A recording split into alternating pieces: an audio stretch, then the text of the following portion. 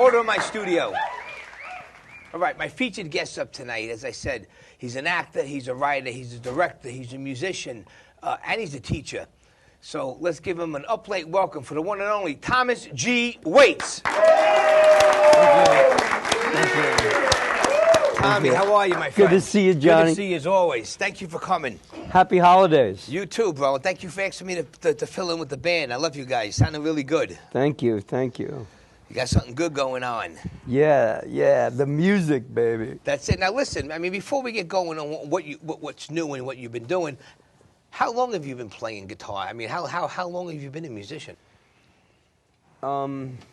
Musician is a very malleable term, isn't it? Mm-hmm. I mean, there are musicians like Tony Daniels, who sang the first song for my film Target, which we'll talk about. And then there are musicians like me. I'm more of a songwriter-singer, and I guess I started when I was in my early 20s because I had to learn how to play the guitar for a part I was doing in a play. Oh, really? And I had a director from the Moscow Art Theater, and he said, "You must play." And I said, but I don't know how. "You must play." And I said, "Okay, I guess I have to play." So I went and got a guitar, and they used to use me to clear rooms at parties. And that was a good time for you to grow up. You were growing up in the 70s when music was like really, I mean, the 70s is where it was at. The best. The best.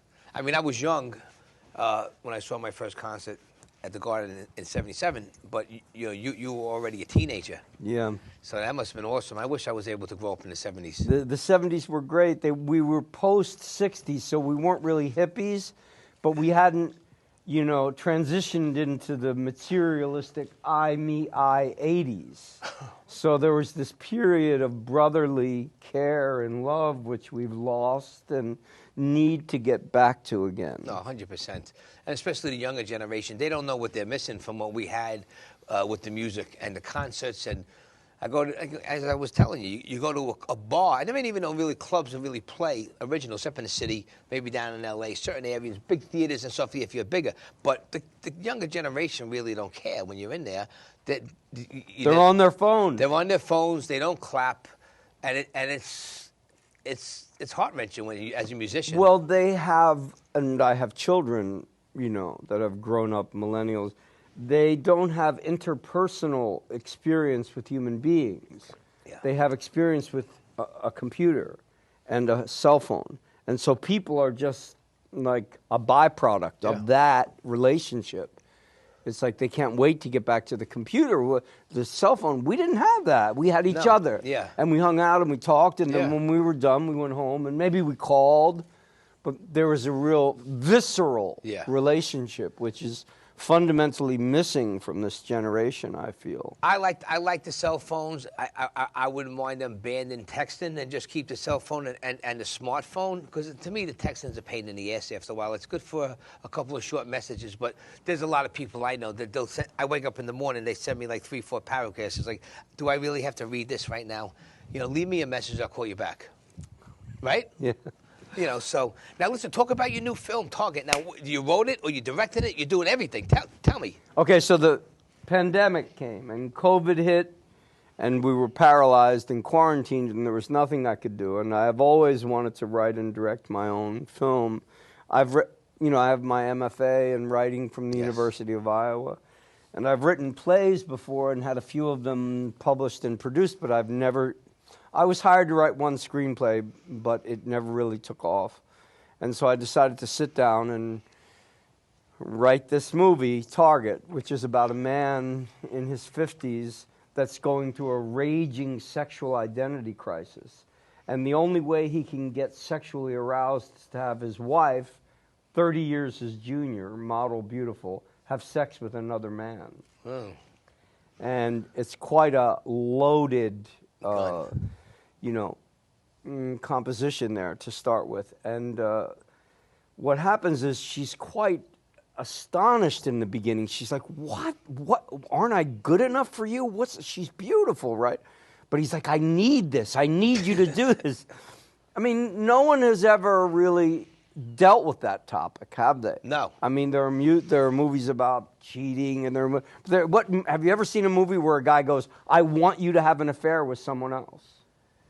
You hear about it, but you never see it in the movies. Right, and this is quite crafted to tell a story where it's sort of like The Big Lebowski meets Meet the Fockers.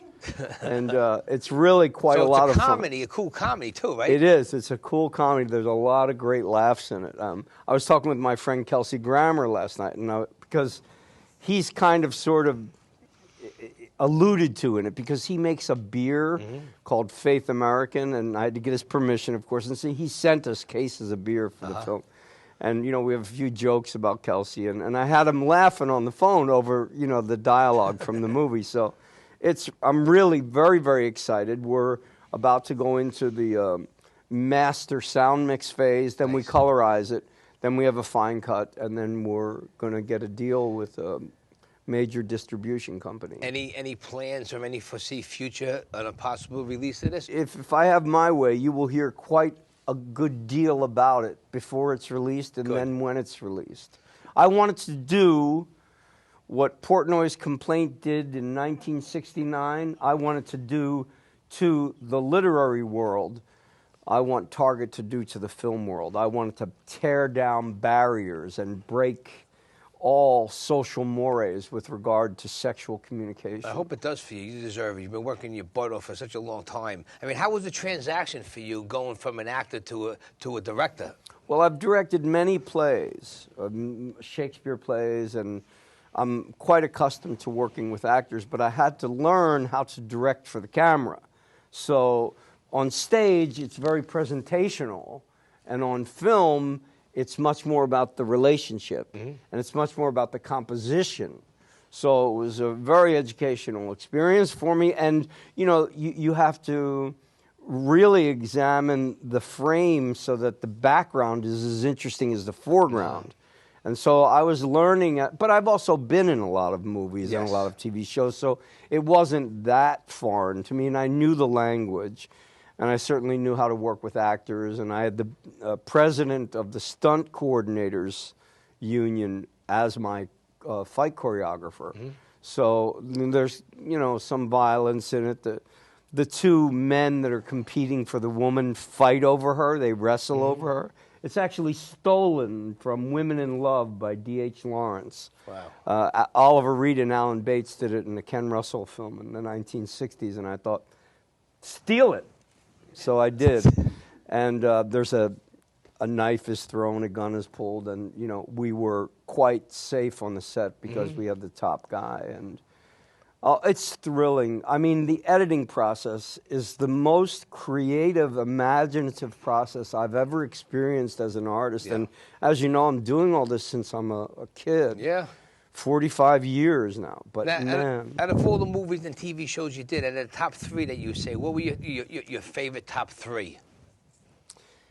And Justice for All with Al Pacino was probably my favorite because, there I was with the master.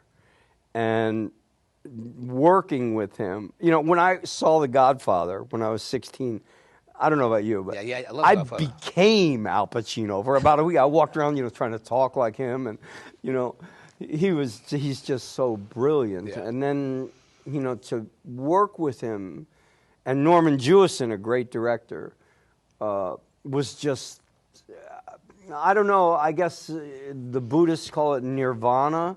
It's when you reach that place where you're no longer suffering from life, you're just living and loving life.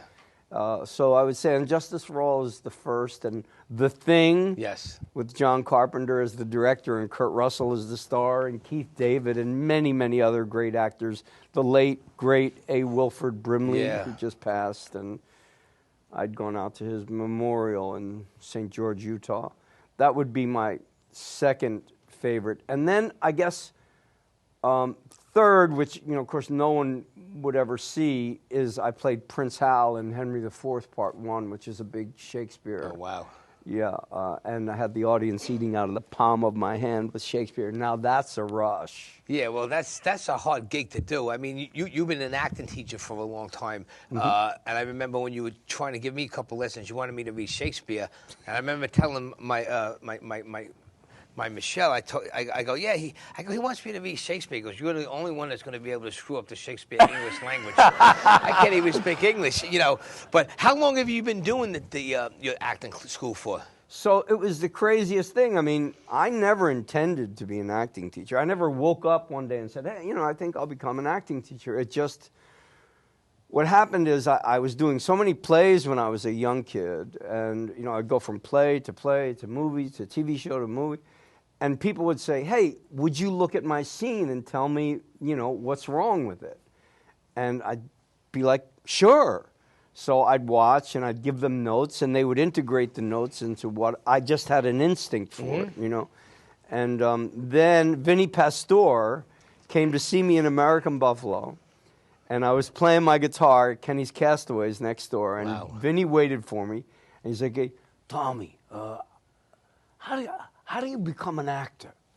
I said, well, you have to train. You have to learn how to do it. Where do you go? I said, well, you have to find a good teacher. Would you teach me? It's true story. It's a true story. And I said, okay. So he rented a room every week, Times Square, and I had him lay on the floor and do relaxation exercises. And he did Shakespeare. I had him do Friends, Romans, Countrymen. Lend me your ears, I come to bury Caesar, not to praise That him. must have been sick seeing him do that. That's like me doing that. No, he did great. And you Yeah. could do it too. Anyone can do it if you just put your mind to it. So it started out with one student, and then by a month later, I had 35 students, the TGW Acting Studio. For you. Yeah, I love teaching. To teach is to learn. You know, if you have to teach someone something, you relearn it and therefore revisit it. And I think to a certain extent get enlightened by virtue of the fact that you have to retrace those steps. Now, we got a little, that's almost your time. I want to ask you a couple more things, and then we're going to wrap it up. You did a lot of stuff, and you know what was really cool that I thought when you made the special appearance on the HBO series Oz, and you played the crazy guy Henry Santana, right? No, Henry Stanton. Oh, Stanton, that's what it was? Okay. He was named after Lincoln's who? Lincoln's Secretary of State. Oh, really? Henry Stanton. Okay, Stanton. Because Tom Fontana, who wrote it, is a huge Civil War buff. Okay. And he picked that name because Henry Stanton and Lincoln hated each other. Oh, wow. And he was quite a nefarious character, Henry Stanton. So was. Tommy played this sick inmate, and Peter Criss from Kiss was playing an inmate. And I'm a big Kiss fan since I'm a kid, and I know Peter. And when I saw that, honestly, I didn't realize it was you because I swear until my friend Sal Searchier, the mayor, he goes, how'd you like our brother Thomas G. Waits killing Peter Criss? I go, that wasn't Thomas. I had to go watch it again. This was like 10 years, a while ago. And I watched it, go, holy shit, that is Tommy. and that was just so, he stabbed him in the neck with a pencil. With a pen. Yeah. Well, what happens with me, and you know, one of my first girlfriends told me this. You know, I actually change. I don't necessarily think about, you know, I think I'll, you know, walk differently. It's just I get so into the character that I become someone else. Yeah. I change, and it spills over into my life, which can be very difficult for people that have relationships with you if you're playing a rapist and a murderer. Oh, yeah, tell me about it. Well, listen, that's almost our time. Then we're going to wrap up. What's your next project? So Target is the project. Okay. And we have a... I know you're working on something else, too. I am, of course. I'm a workaholic, so I have a follow-up to Target, which is called 2 for the Price of 1. And it's sort of like... And don't steal my ideas, okay? It's Sex in the City for guys in their 50s. Oh, nice. That's cool.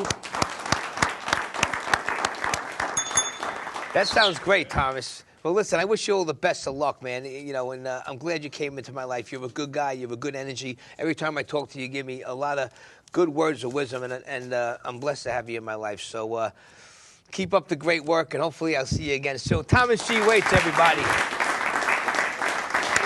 All right, buddy. That's it, man.